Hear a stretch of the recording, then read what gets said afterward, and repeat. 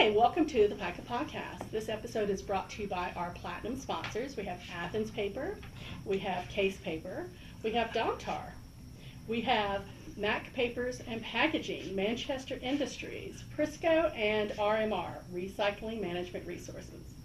Today we are talking with Craig and Will Ragsdale with Martin Printing in Easley, South Carolina.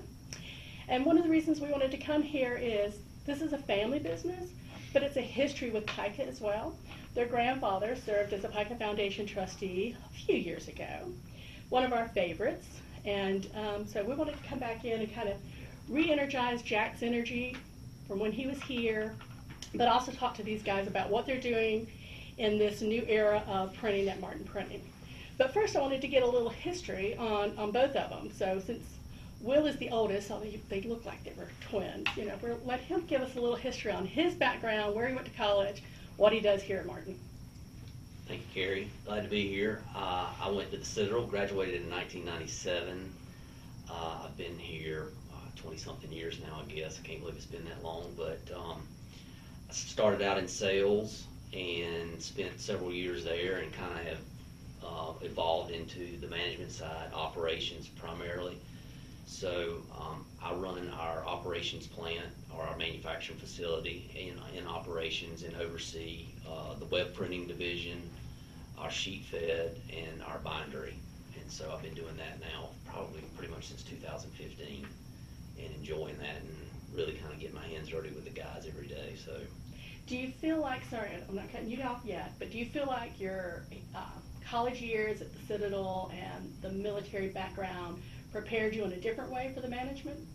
I think it did. I think from an organizational standpoint and being efficient, that's kind of the name of the game in our business. And so some of that structure, I think, when I was at the Citadel has certainly kind of spilled over into what I do day to day, here at Martin Printing.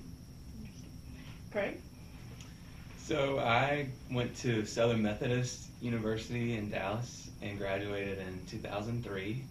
I studied advertising and psychology, and after school went to work for an ad agency and then sold print advertising for a few years before coming on board at Martin, and this is my 21st year with the company. And what are you doing here? So I focus on the sales side of the business, customer retention as well as new growth development, and also oversee our digital press, our pre-press, and our mailroom.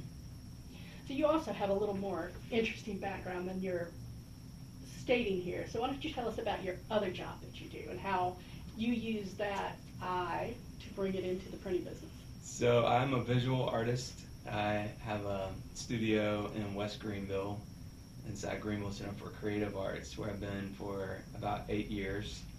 And so I'm mainly painting, mixed media painting, but do a lot of creative problem solving with that. So I would say there's actually a good amount of overlap with that and what we do here, in that a lot of times we're trying to help clients with creative problem solving.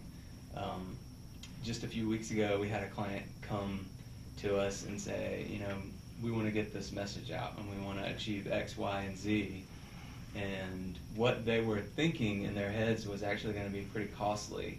And I was able to kind of sit down with them and make a size suggestion that was more efficient to kind of help them achieve the same messaging that they wanted to, just in a more efficient way.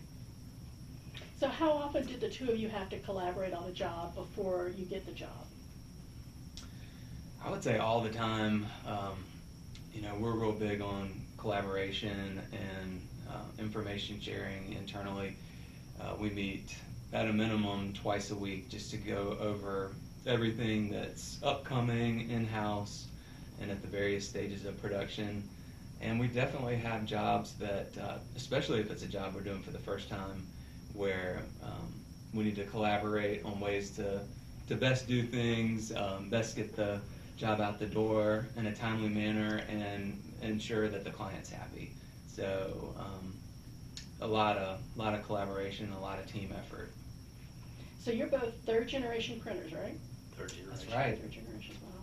Yeah. What do you think Jack would say if he came in today?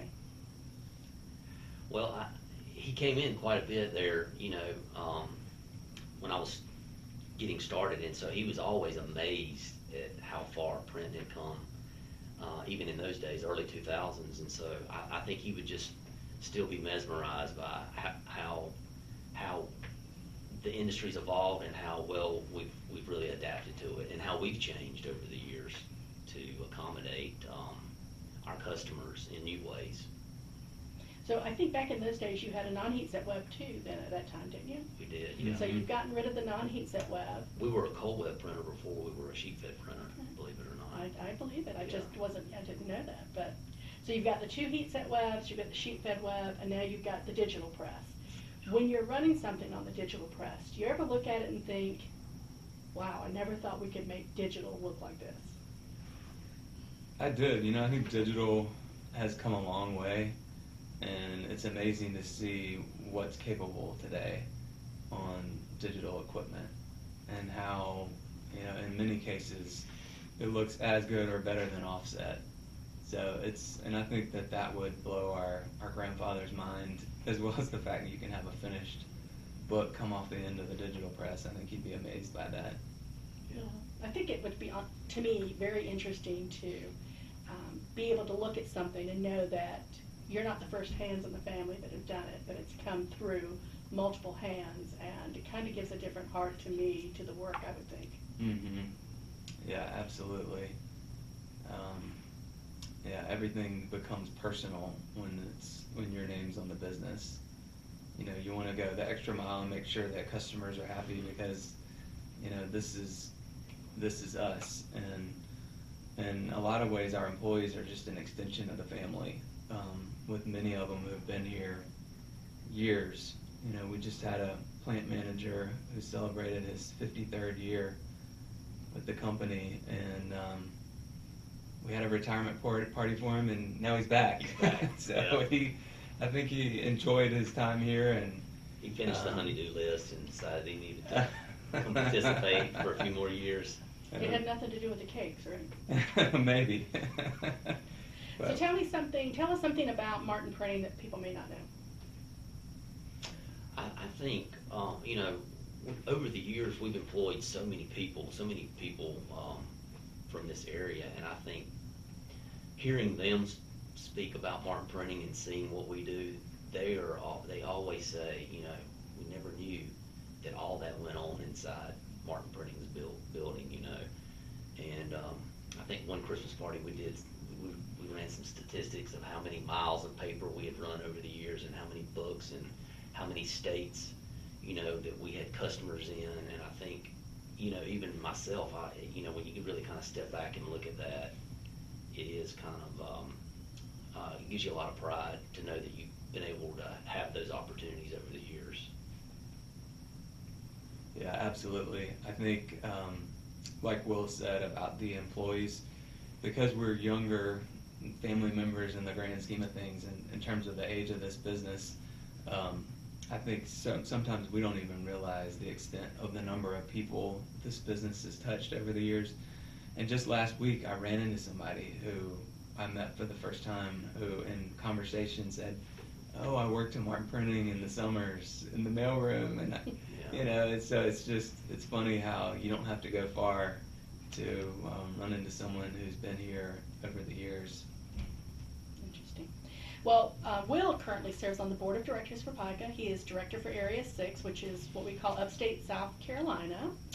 And Craig is actually a PICA Foundation trustee. He served as chairman of the board and now helps to guide the foundation with the programs and promotions. Committee on the foundation, which is hugely responsible for high school programs and two-year colleges getting additional funds to do things. They just approved a scholarship for 2 high schools to come up to Midlands Tech in Columbia, and it covered the cost for the bus that they have to get from the school. So the work is still going on in other ways too, and we are very thankful to be here and have this opportunity. Is there anything else you would like to add? I'd just like to add that when our grandfather was still alive, he told us when he got into printing, you know, he came home from World War II, didn't have a job, didn't know anything about printing, went to work for our local newspaper. Will mentioned we were in cold web printing before heat set web, and it's because of that newspaper heritage. And he always told us that, he said, boys, you know, I didn't know anything about printing. So he said, I tried to surround myself with people who I could learn from, and that's why he became a member of PICA. And that's why PICA was so important to him. And I think to a large extent, that's why Will and I continue our PICA membership today, is to continue to learn from each other and also support each other, because even though we're all in printing is a really broad industry that covers a lot of ground. And I would dare to say there aren't any two PICA members who are exactly the same. We each have our own strengths and we each have our own weaknesses, but together we're stronger. And I think that that's the message that our grandfather instilled in us. And you know, in so many ways, I think we're kind of coming back to that, and that's such a good thing. And that seems to be kind of the mission statement this year, if I'm not mistaken, for PICA, is to kind of work together and utilize each other's strengths and leverage those strengths and benefit from that. And I think to Craig's point, there was a real quick story. I don't know exactly, because this is a long time ago, but Pops used to tell us, and I think we had a portrait. We did the first 4-color process offset web job in the state of South Carolina, and I believe Keys did the separation. So that was an example of two companies back then working together to accomplish one goal. And it hung on the wall for many years, the job that the two companies worked together on. And so I think we're kind of looking back to those types of days and working together again now, and I think that's such a good thing. I would 100% agree. I think a lot of collaborations between companies, especially within the membership, are stronger today, or as strong as they were back in days when the technology was evolving so fast that some people had it, some people didn't have it. But I see a huge coming together of companies working together, and they find that, you know, I may not have this capability, but there's someone I know and I trust through PICA that does, and it just broadens your customer base.